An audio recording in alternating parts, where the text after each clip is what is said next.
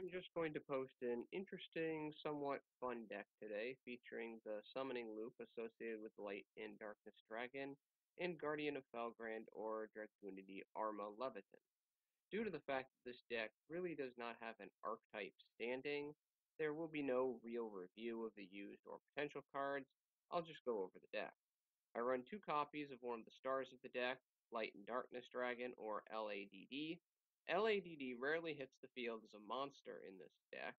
It is commonly equipped to one of the Felgrand Knights, or Leyvaten, and then uses its revival effect from the graveyard to resummon a monster, commonly Guardian of Felgrand or Leyvaten, which then re-equips LADD to itself, creating the foundation of the loop. Obviously, due to the field destruction effect associated with LADD going to the graveyard, deck design must account for this reality to avoid significant losses.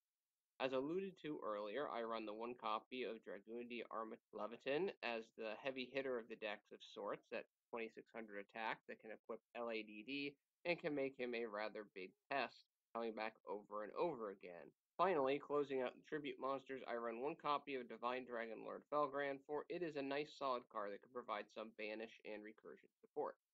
I run 3 copies of Paladin of Felgrand in order to dig for LADD or Leyvaten. Paladin is a nice tempo card for getting those LADDs into the graveyard to set up Leyvaten and Guardian, as well as deck thinning. The monster immunity effect is nice, but rarely valuable pertaining to the opponent's monster effect, because at 1700 attack, Paladin can get run over rather easily, and increasing attack power for this guy in a continuous fashion is rather inconsistent and rare. The monster immunity effect can work somewhat when a LADD blows up the field, sending the equipped monster to the graveyard but not Paladin, giving you an extra level 4 monster to work with. Finally, the Dragon Summons ability is rather nice in a more pure Felgrand Blue Eyes build, but in this deck it's somewhat of an afterthought because the deck only has 2 valid targets, but summoning those targets can be useful from time to time. I run 2 copies of Guardian Felgrand as one of the loop inducers. I only run 2 copies instead of 3 because without an LADD in hand or in the graveyard, Guardian is rather worthless as a 500 attacker. Also joining the party is 1 copy of Dragon Knight of Creation. Its presence in this deck theme is not as useful in a more standard Felgrand Blue Eyes build because, again, the lack of targets. The level change effect is also rather irrelevant in this deck because I don't run Ruins of the Divine Dragon Lord. The Foolish Burial for Dragons effect can be useful, for there are some other elements in this deck that can help creation kill monsters. And while the Summons effect does lack targets, similar to Guardian and Paladin, it does have those times when it's actually pretty useful. The on-field presence of the deck is further supported by running 3 copies of one of my favorite level 4 tech monsters, Kozmoll Wickedwitch, which at 1900 attack can kill its fair share of monsters, and its anti-destruction effect maintains field presence when draws are not to your liking, or when LADD does his graveyard. Also, I'd like running 2 copies of another one of my favorite level 4 tech cards, Juragedo, which adds life points, deck playmaking, attack power augmentation, and can provide a little defense. Closing out the monsters, I run 3 copies of Ghost Ogre Snow Rabbit for interruption and synchro playmaking, most notably summoning a Black Rose Dragon using a Guardian equipped with LADD to nuke the field, and then summon something back from my graveyard using LADD's effect, and 2 copies of Plaguespreader Zombie for other synchro playmaking, including getting Crystal Wing onto the field. If only there was a good generic destruction resist level 10 synchro for this deck. Unfortunately, Leo just doesn't fit that vein. I do not run Archbrave in this deck because, in addition to Dragon Knight of Creation and the Felgrands as previously mentioned, there are only 2 valid main deck targets, therefore Archbrave is pretty inefficient. For the spells, I run a rather grab bag selection consisting of 2 copies of Darkhold, which acts as a form of Raigeki when LADD is equipped to an appropriate monster, 2 copies of Enemy Controller, which can act as an Offerings to the Doomed when LADD is equipped to the appropriate monster, in addition as a means of getting some finishing damage off of a monster like Plaguespreader. Use Plaguespreader's graveyard effect, then get rid of Plaguespreader for Controller, grab your opponent's monster, and swing.